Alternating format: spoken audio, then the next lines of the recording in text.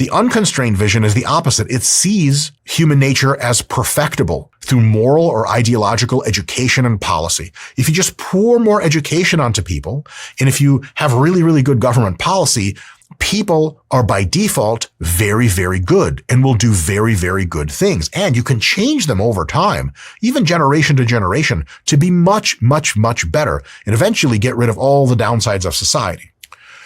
What's that modern relevance looking like today? Well, in today's very intense political polarization brings with it a lot of kind of utopian visions for reform. And a lot